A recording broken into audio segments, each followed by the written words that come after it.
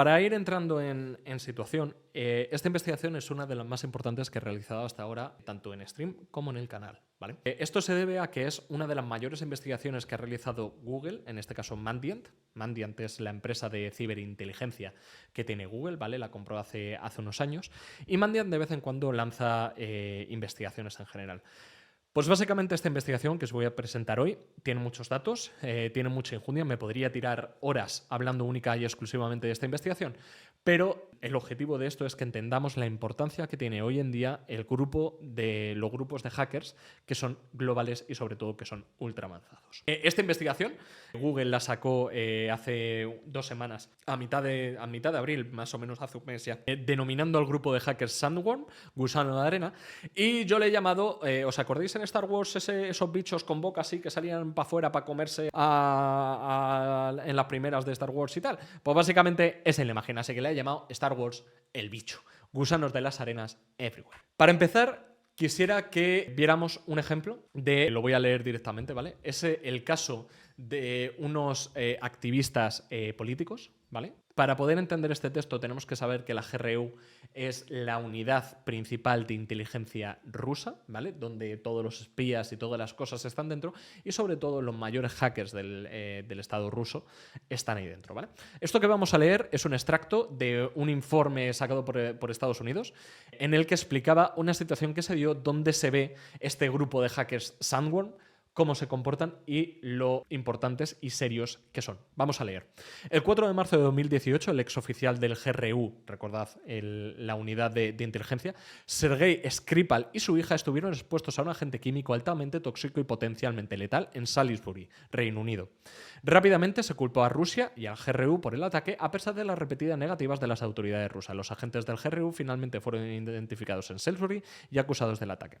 Esta sustancia tóxica se llamaba Novichok y es un agente, es un veneno directamente que se creó en Rusia entre 1970 y 1980 y se solía usar, pues eso, en la guerra y demás. Pues contra una persona que era ex oficial de esta agencia de inteligencia, del GRU, se usó contra él y contra su hija este agente. Las autoridades del Reino Unido también identificaron el arma química como Novichok. Para ayudar a confirmar estos hallazgos, enviaron las muestras a la Organización para la Prohibición de Armas Químicas en La Haya, en Países Bajos. Avanzamos en la historia y el 10 de abril de 2018, es decir, un mes después prácticamente, 4 agentes del GRU que viajaban con pasaporte diplomático entraron en Países Bajos, donde se habían enviado esas muestras, recordad. Entre el 11 y el 12 de abril, los agentes realizaron un reconocimiento del área alrededor de la sede de la Organización para la Prohibición de Armas Químicas y reservaron habitaciones en un hotel directamente al lado de donde estaban las muestras que se habían enviado. Trabajando con la inteligencia del Reino Unido, los servicios de seguridad holandeses arrestaron a los 4 hombres el 13 de abril. ¿Por qué? Porque en el automóvil de estas 4 personas de la GRU se descubrió equipo de alta tecnología que podría usarse para hackear la red de Wi-Fi del edificio donde estaban las muestras, lo que se conoce como hack de acceso cercano, es decir, estaban cerca y eran capaces de acceder al Wi-Fi para potencialmente borrar esas evidencias que iban a atar al gobierno ruso con ese envenenamiento a esa persona que había trabajado con anterioridad en el GRU. Esto no deja de ser sino un ejemplo de lo que este grupo de hackers, estos últimos que han detenido estas 4 personas, son parte integral de APT44, que es como vamos a llamar a este grupo, a Sandworm específicamente, y nos deja ver lo que realmente están dispuestos a hacer simplemente por proteger y por ayudar al Estado ruso. Si seguimos la historia, esto es simplemente una historia de un ex agente de la GRU con su hija siendo casi envenenados y unos hackers intentando proteger a Rusia. Esto es solo en historia, hay millones y vamos a ver unos cuantos ejemplos dentro de la presentación de hoy, pero básicamente os tenéis que quedar con la idea de que de repente Microsoft, S-Security, Mandiant, esta que os digo, Flare, que también es parte de Google, Google Tag, que es el grupo de inteligencia también de Google, Ucrania, gobiernos del mundo y otras entidades más se juntaron todos para sacar ese informe. Esa captura que veis a la derecha es del informe oficial de Google explicando cómo funcionan APT-44. Estaban hartos, todos estos estaban ya hartos de que APT-44 campase a sus anchas protegiendo al gobierno ruso y sobre todo protegiendo los intereses del gobierno ruso. Recordad que APT-44 es de Rusia, pero Estados Unidos tiene los suyos, China tiene los suyos, cada país tiene los suyos. Lo que pasa es que todos estos se juntaron para ir en contra de APT-44. Ahora veremos cuáles fueron las consecuencias. Si seguimos, pues APT-44 ha tenido varios nombres a lo largo de los años. Sangwon, Froze Barents, Cecil Blizzard. Cada uno le ponía un nombre porque recordad que en ciberseguridad es extremadamente difícil correlacionar un ciberataque con un grupo de hackers específicos. Si lo hacen bien, van a ser anónimos. Por lo tanto, es extremadamente difícil hacer esa correlación entre un ataque y un grupo de hackers. Por eso han tenido distintos nombres a lo largo del tiempo hasta que Mandiant y todos estos que os he dicho antes se juntaron y empezaron a juntar evidencias y vieron que eran todos el mismo T-44 y el nombre oficial se ha quedado como Sandworm, gusano de arena. Es un grupo de amenazas que se ha demostrado en este informe que está respaldado por el gobierno ruso y sobre todo que se ha demostrado que llevan 10 años funcionando con total impunidad o al menos haciendo bastante daño a todo el mundo. Incluso se parece que la formación, aunque no el inicio de los ataques, empezó en 2009. Vamos a ver el contexto de este grupo. Dentro de todo esto, si miráis la foto de la derecha, es también todos estos son screenshots del informe oficial que lo tenéis en internet, lo podéis descargar, es público. Y parece que dentro de la GRU, ¿vale?, que es esta Organización Nacional de Inteligencia de Rusia, cuelga una pequeña sección que es Tropas de Operaciones de Información, BIO, y dentro de ahí existen dos grupos de hackers diferenciados por la manera en la que actúan. Por un lado, APT-28, que ya tenemos un vídeo en el canal hablando de esto, y por el otro tenemos un centro principal de especialidades tecnológicas, la GTSST. Pues ese grupo es lo que estamos llamando APT-44. Hay muchos gobiernos y muchas empresas, las que hemos visto antes, que están respaldando todo este tipo de información, ¿vale? Y sobre todo, lo que más les caracteriza y lo que no caracteriza tanto a APT-28, que es como su primo, es que estos, APT-44, se adaptan muchísimo y súper bien a cómo va cambiando el panorama tanto político como de protecciones de antivirus, por ejemplo. Se caracterizan por ser súper ágiles. Si tú proteges por aquí, ellos van a entrar por allí. Si proteges por allí, van a entrar por el otro lado porque han descubierto una nueva técnica. Por eso son tan difíciles y por eso llevan 10 años atacando a tantas empresas. Microsoft, Google, a ESET, a tal, a Pascual, a todo el mundo, a gobiernos de todo el mundo, ¿vale? Entonces, por eso es tan difícil. Por supuesto, ya lo estamos diciendo, el jefe detrás de los hackers no deja de ser sino Rusia, ¿vale? Y como os podréis imaginar, ahora mismo uno de los grandes frentes que tiene Rusia abiertos es precisamente Ucrania, la guerra de Ucrania. Por lo tanto, vamos a ver que gran parte de los últimos ataques que ha hecho APT-44 han ido en contra de localizaciones críticas dentro de Ucrania, ¿vale? Por lo tanto, tenemos a víctimas grandes como pueden ser gobiernos completos, departamentos de defensa militares, departamentos de transporte, pues trenes y demás, departamentos de energía. Vamos a ver luego un ejemplo de un ataque sobre una industria o una fábrica de tratamiento de aguas, una planta de tratamiento de aguas. Medios de la sociedad civil, medios de comunicaciones, es decir, televisiones y demás. Cuando alguien ataca en una televisión al gobierno ruso acusándole de cualquier cosa, estos hackers llegan para poder ver si pueden tirar ese vídeo, se pueden tirar A o se pueden tirar B. Otros operadores también atacan directamente a sistemas mucho más críticos, como por ejemplo es el consorcio del río Caspio, ¿vale? Entonces, no podemos decir que ataquen a solo, digamos, estos gobiernos, sino que también atacan a los sistemas de, por así decirlo, la democracia. Es decir, no podemos ni votar. Una cosa que les encanta atacar es cuando hay un proceso de votación dentro de un país, como por ejemplo cuando Ucrania votó para poder meterse dentro de la OTAN, y los que estaban atacando todos los sistemas de elecciones cibernéticos eran estos, era APT-44. Y los que iniciaron esa retirada o esa negociación de Ucrania no uniéndose finalmente a la OTAN fueron ellos los principales atacantes de todos estos sistemas. Pero no solo eso, en Francia también empezaron a difamar un montón al sistema de elecciones porque no le podían hackear directamente, y al final lo que hicieron es que los franceses no se fiaban de su propio sistema de votación, por lo tanto no lo usaron y tuvieron que volver a hacer los trapicheos de toda la vida. Por lo tanto, no solo tenemos que pensar en que encuentren una vulnerabilidad y se metan en ese sistema, sino que tenemos que pensar los efectos duraderos y laterales que tienen los ataques de estos tíos. No solo hackean, también difaman, también espían, ¿vale? Lo veremos ahora. Por supuesto, también tenemos víctimas un poquito más pequeñas, pues como la organización esta que hemos visto del caso inicial del ex agente y su hija, en el que atacaron a una organización que lo que hace es precisamente mirar muestras químicas. Pues también han atacado a empresas que son un poquito más pequeñas, como por ejemplo Bellingcat, que es una empresa de periodismo y de investigación, pues también les intentan atacar enviando emails de phishing con documentos maliciosos dentro para poder pues atacarles, hackearles y meterse hasta las tripas de sus redes, ¿vale? Entonces, en general podemos decir que su enemigo, el enemigo de APT44, es todo el mundo. Sí que es verdad que por la situación en la que estamos ahora mismo, el principal enemigo es Ucrania, pero eso no significa que se queden ahí, ¿vale? En junio de 2017 atacaron con NotPetya, que es un malware disfrazado, o sea, es un malware que pretendía decir que era un ransomware, es decir, que te secuestraba los datos, como WannaCry te secuestraba los datos y te pedía un rescate a cambio de ellos, pero en realidad ese rescate nunca iba a ser ejecutado, porque tú, aunque pagaras, él ya había borrado todos los datos. Por lo tanto, se escondía como un tipo de virus, como un ransomware, cuando en realidad lo que hacía era borrarte los datos e irrecuperable. En febrero de 2018, SolarGrapes, que es un malware destructivo también contra las Olimpiadas de Pyeongchang, ¿vale? En octubre de 2022, Prestea. Objetivo, Polonia y Ucrania, un ransomware. Que esto sí que se supone que si tú pagabas te recuperabas todos los datos.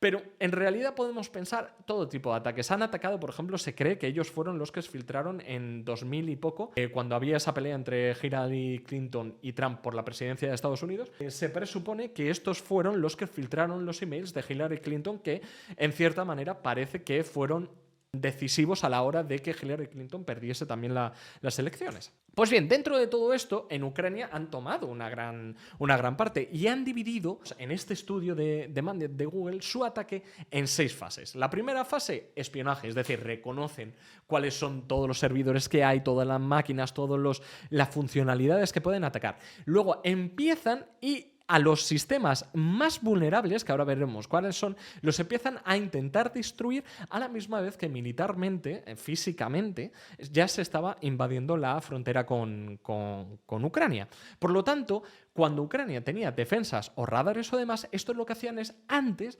hackeaban esos sistemas, le quitaban la visión probablemente a los ucranianos y así el ejército ya podía adentrarse dentro del territorio ucraniano. Luego seguimos, por supuesto, en la fase 3 siguen atacando, es decir, mantienen ese nivel de ataques y por lo que sea los ucranianos o cualquier otro tipo de país liberan esos sistemas, por lo que hacen es, oye, no pasa nada, movemos el tema, ¿vale? Es decir, hackeamos otro lado o volvemos a rehackear el mismo sistema con otra vulnerabilidad que hemos encontrado, es decir, mantienen ese tipo de operaciones. En la fase 4 siguen, en la fase 5 intentan darle una vuelta de tuerca si han llegado a un sistema y han conseguido quitar un radar, por ejemplo. Por lo que hacen es, a lo mejor desde ese radar pueden saltar a otro y pueden hacer otra cosa y pueden seguir haciendo una disrupción de todos los servicios y de todas las cosas que pasan, ¿vale? Por último, pues oye, vuelven a hacer espionaje, es decir, probablemente vuelvan un poquito más pequeños, es decir, intenten que nadie, en todo lo que han hackeado, que ya se supone que se han extendido en esta fase por todos los lados que ellos querían, y lo que hacen es, se vuelven pequeños, se vuelven un poquito más indetectables, y lo que hacen es seguir espiando. Por lo tanto, todas las comunicaciones que pasan por un servidor, por ejemplo, que ellos ya controlen, pues en vez de seguir hackeando otros servidores y por lo tanto exponerse a que les descubran, pues lo que hacen es, espérate, y espiamos. Enviamos toda esa información de vuelta a Rusia y así podemos tomar mejores decisiones militares, por ejemplo. Ahora, nos adentramos en cómo hacen lo que hacen. Voy a ver un momento. Vale, ¿cómo hacen lo que hacen? Dios santo, la que tienen montada. Esto a mí me parece curiosísimo. Tenían un manual y este informe el informe de Google describe cuál es el manual de hackeo de estos tíos. Quote unquote, es decir, digo lo que dice el informe.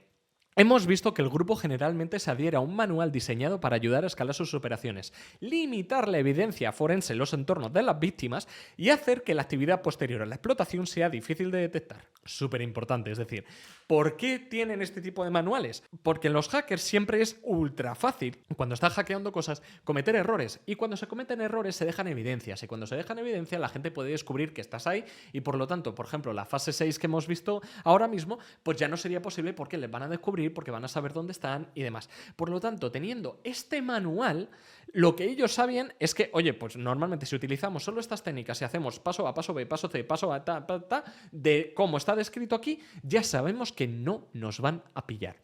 Me parece súper curioso, no es la primera vez que vemos en el canal este tipo de ataques, pero me parece siempre curioso. Por lo tanto, tenían 3 objetivos principales. Espionaje, es decir, robar información y poder saber de antemano lo que hacen sus enemigos o lo que ellos consideren enemigos. Atacar, es decir, quitar de en medio radares, plantas de tratamiento de agua o lo que ellos en ese momento quieran quitar de en medio, es decir, que dejen de funcionar, es decir, hacer una disrupción de los servicios. Y por último, influenciar, porque tú no eres nadie en este mundo de la ciberseguridad si no publicas a los 4 vientos que has hackeado a alguien. Por lo tanto, es muy importante estar en redes sociales y veremos que donde estaban es en Telegram. Bien, este manual básicamente implica 5 pasos, ¿vale? 5 pasos muy facilitos, estáos atentos, que vamos a ir uno por uno. El primero, atacando desde fuera. Ellos lo han llamado living off the edge, ¿vale? Es decir, viviendo en el extremo.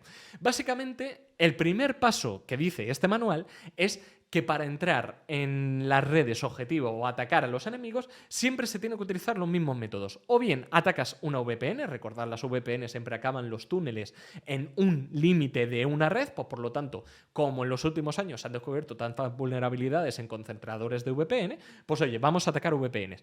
Si no funciona eso, pues utilizamos phishing, pues localizamos a una persona, si por ejemplo queremos atacar a una empresa, localizamos a un trabajador de esa empresa, le enviamos un fichero malicioso, un PDF con un virus dentro y entonces ya tenemos acceso a ese ordenador, que ese ordenador ya está dentro de la red de esa empresa. Si eso no funciona, pues oye, se les ha visto atacando a librerías públicas que por ejemplo eran usados por desarrolladores ucranianos, atacándolas, vulnerándolas y cambiándolas el código para que los desarrolladores no se dieran nada de cuenta y cuando usasen esas librerías ser hackeados. Y por último, si nada de esto funcionaba, tenían una táctica que era en imágenes de Windows 10, ¿vale? Es decir, cuando tú te descargas Windows para instalarlo, por ejemplo, desde cero y poder formatear tu ordenador, te tienes que descargar un fichero .iso, ¿vale? Esa es la extensión. A este tipo de ficheros se le llama imágenes, imagen de Windows 10. Por ejemplo, pues ellos lo que hacían era en foros ucranianos donde se solían descargar la gente ucraniana y de otros países este tipo de imágenes, lo que hacían era hackear esa página web y colgar una imagen de Windows 10 que estaba ya pre-hackeada por ellos. Por lo tanto, cuando esa persona iba a instalar ese Windows 10, ya automáticamente estaba hackeada y ellos podían controlar absolutamente todo.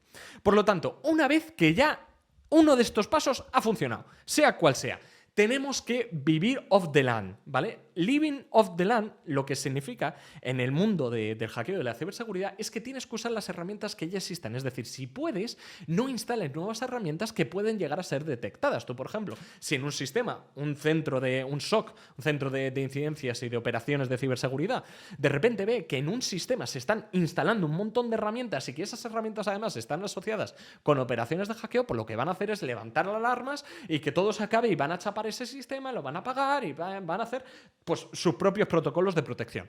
Pues bien, el manual les dice a estos tíos que si pueden, que no usen ninguna herramienta externa, sino que usen lo que haya instalado en el ordenador. Son expertos en reutilizar lo que ya tenían dentro de ese ordenador. Pues GitRAR, hay un sistema que es microescada, es decir, SCADA son los sistemas que controlan infraestructuras críticas, como por ejemplo plantas nucleares o como por ejemplo plantas de tratamiento de aguas. Pues tenían que utilizar las herramientas que ya existían, descubrir vulnerabilidades dentro de las herramientas que ya estaban instaladas dentro de ese sistema en el que habían hackeado y a partir de ahí empezar a moverse por todas las redes. Cuando ya eran dueños de a lo mejor un sistema o dos sistemas y a lo mejor si habían tenido suerte eran incluso dueños de un administrador de dominio, que un administrador de dominio no deja de ser sino un administrador que controla identidades y que tiene mucho poder dentro de una empresa cibernéticamente hablando o en cuanto a autenticaciones, lo que hacían era modificar a través de usar ese script que veis en pantalla, que es PowerGPOAbuse.ps1, que es un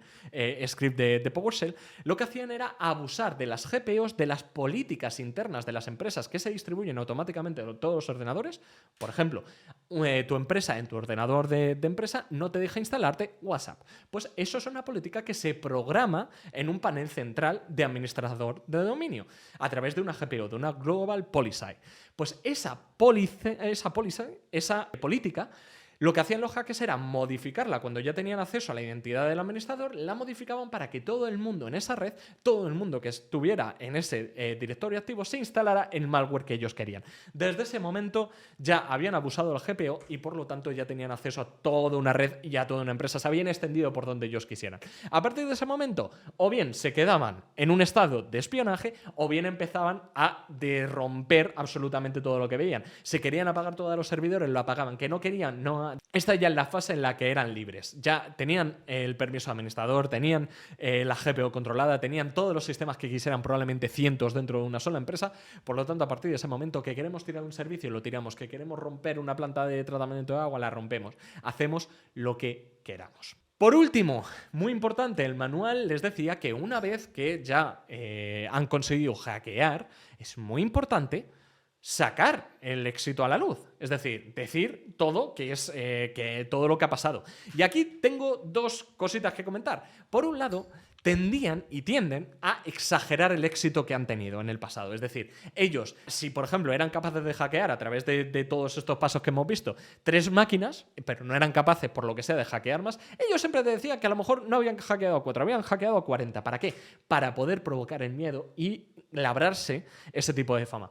También es verdad que se han visto que entre el grupo de hacking y el grupo de comunicaciones públicas, digamos en Telegram, que era el sistema que han usado para este tipo de comunicaciones, a veces ha habido como discrepancias, ¿no? Por ejemplo, tenemos un caso en el que a través de este abuso de la GPO pusieron que todo el mundo en una empresa se instalase Caddy Wiper, que era ese borrador de ficheros que hemos hablado antes.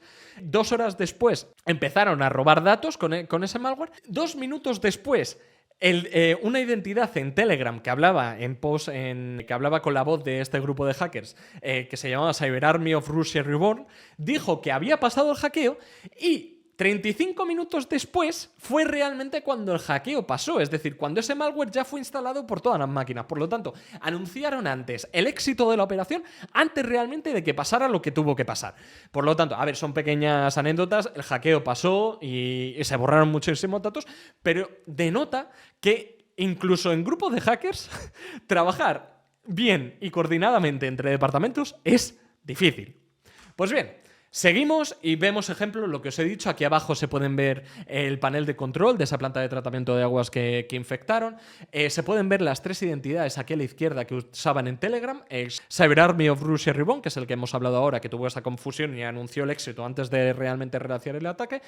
Y a partir de ahí incluso tenían manuales de cuando habían hackeado el móvil, por ejemplo, un dispositivo móvil con una aplicación de Telegram dentro de un móvil, pues cuando lo habían hackeado tenían un manual para ver cómo lo habían hecho. Es decir, no solo cómo lo habían hecho, sino cómo hacer un hook y cómo comunicar ese móvil con su servidor de Telegram interno, que era a través del que luego ya iban a filtrar más malware y más datos, ¿vale? Entonces, de todo esto, espero que os hayáis llevado la sensación de que estos tíos son muy profesionales, no tienen miedo de ir a lo físico como en el caso de intentar hackear físicamente una wifi, no tienen miedo de ir en contra del gobierno, no tienen miedo de ir en contra de planta de tratamiento de agua para dejar una ciudad entera no tienen miedo de influenciar en políticas externas, no tienen miedo de influenciar en elecciones, tienen un manual que funciona porque hasta ahora no se les había detectado y han tenido que pasar 10 años para que varias empresas se junten y saquen toda esta información a la luz.